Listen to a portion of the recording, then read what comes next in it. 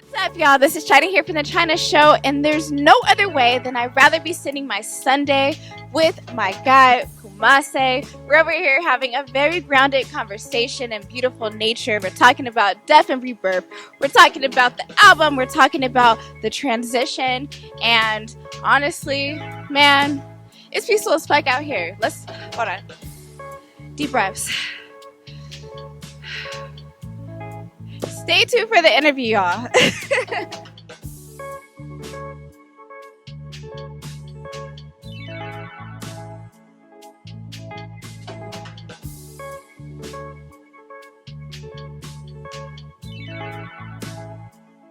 What is the difference between being KJ and Koomasae? KJ was really finding himself, figuring out. It's always a trial and error, but I feel like, especially with the music, I was just exploring a little more. Like my first tape as KJ mixtape is called The Introduction. So I knew I was just getting my feet in the water as we sit here, on the lake.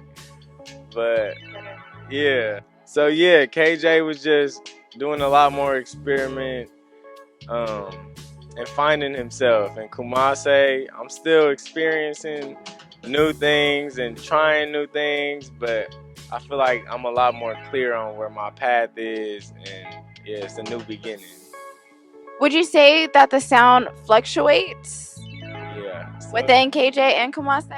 Yeah, the sound just overall sonically is a lot more fitting. My brother DJ Crescent, Andres, different producers that I work with, Brando, like I found people that are not only producing for me, but they understand me, like they brothers, you know what I mean? So when we creating, it's more than just getting the beat and throwing something together. We really coming from a place of like conversations we've had, and it's a lot more intimate and intricate as well.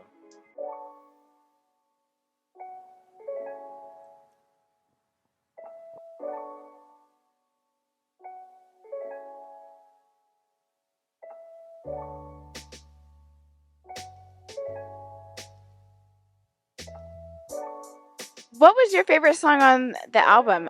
So every record on the tape like touched me in multiple ways, physically, emotionally, mentally, spiritually, like all the above.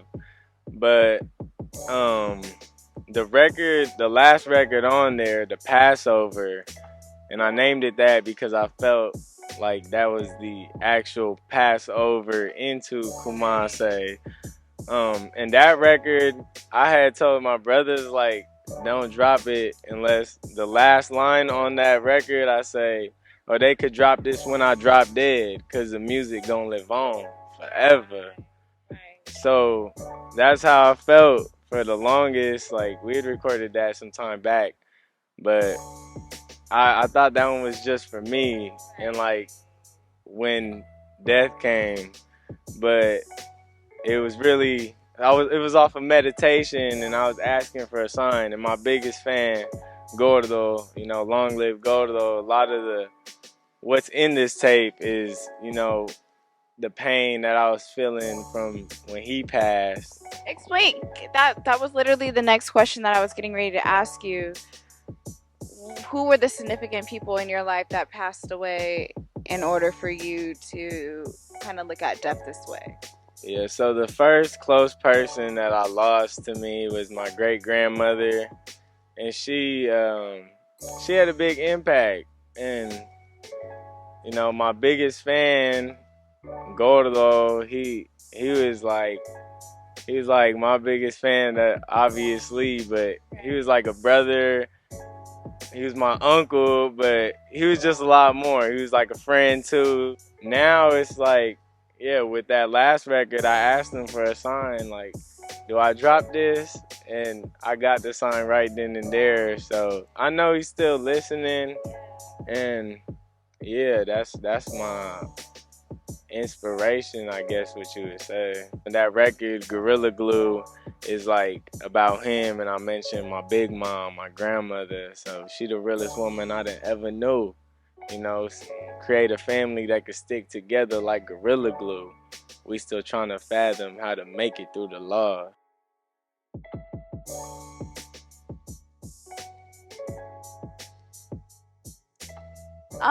The Candlelight visual. Let's like get more into detail about that.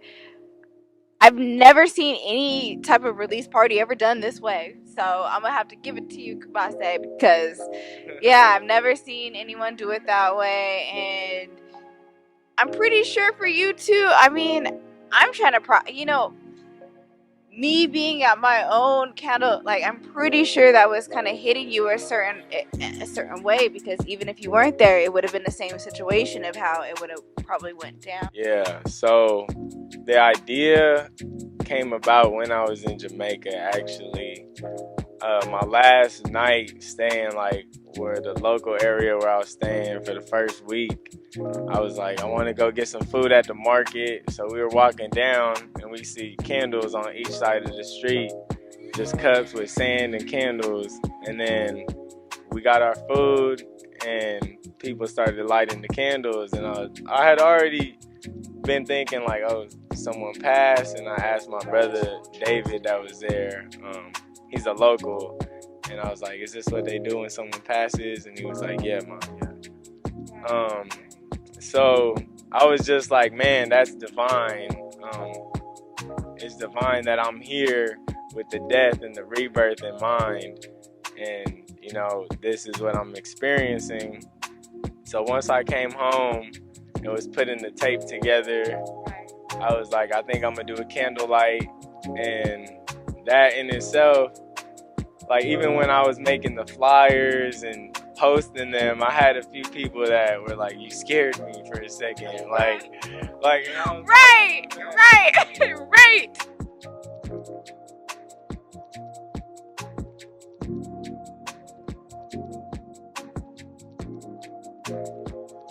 How long were you living as Koomasae before the album dropped? I feel like I've always been Koomasae, but there were times leading up into the release date where I felt like I was letting go of KJ and stepping into Koomasae fully.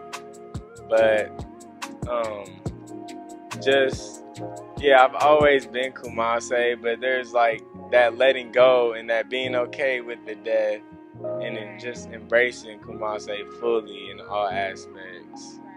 How would you say that you're going to continue to stay connected to KJ? I look at it like a parent, you know, that got kids. They take pictures of them when they're young and they got the memories. So that's how I look at myself with KJ. I have the memories. I have some things that stay that are physical, like art and, you know, the physical things as well. But yeah, just keeping the memory and moving forward.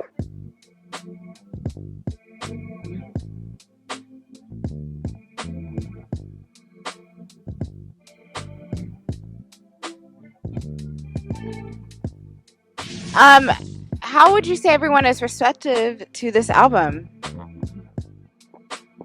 So I feel it's been received very well. Usually coming into release, I get like real anxious and my emotions are all over the place, especially when I'm releasing something that's vulnerable. I appreciate you, KJ, for just being so vulnerable here on the China Show and kind of letting me into your world. And the comfortability of what you feel with death, rebirth. It's been really enlightening, and I also feel like that's maybe something that us all need to do, you know what I mean? And maybe we shouldn't look at death in such a traumatic way, or, you know what I mean? But sometimes like we do need to take that step for the new person that we're going to be. What would you say on that album is the most impactful lyric that you've done? What can you leave us off with? The most impactful lyric.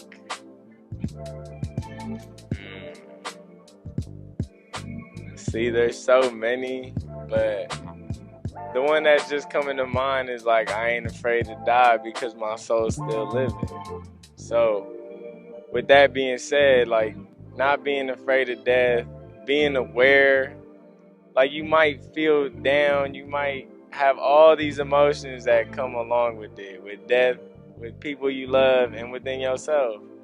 But, like, the main thing, just being aware and embracing it and not shaming yourself for how you feel, and yeah, thinking on your own and knowing that the soul is still living, so you can still connect.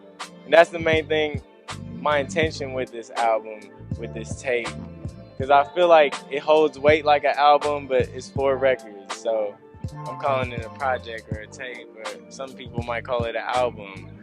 But my intention was just to connect and be vulnerable and be of service and give my greatest gift, which I feel is my ability to express myself through the music and yeah, just connect and inspire.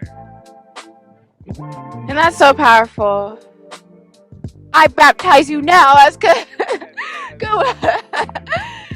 as Kumasi in this body of water, you know. Few shout outs, man. Shout out my brother DJ Crescent, my brother Andres, the boy Chino, and just my family, my biggest fan, everyone that I've had a conversation with.